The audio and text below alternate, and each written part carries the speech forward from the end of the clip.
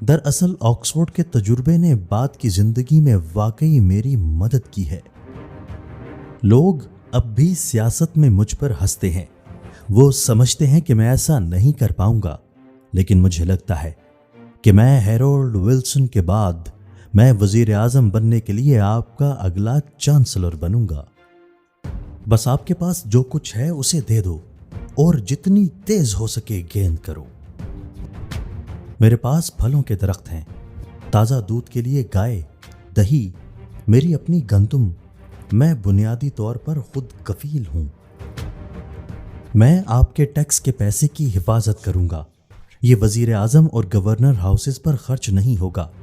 انشاءاللہ جس دن میری حکومت آئے گی گورنر ہاؤسز کی یہ دیواریں گرا دیں گے، ہم عوام کے لیے ان دیواروں کو توڑ کر لائبریریاں اور کھیل کے میدان بنائیں گے۔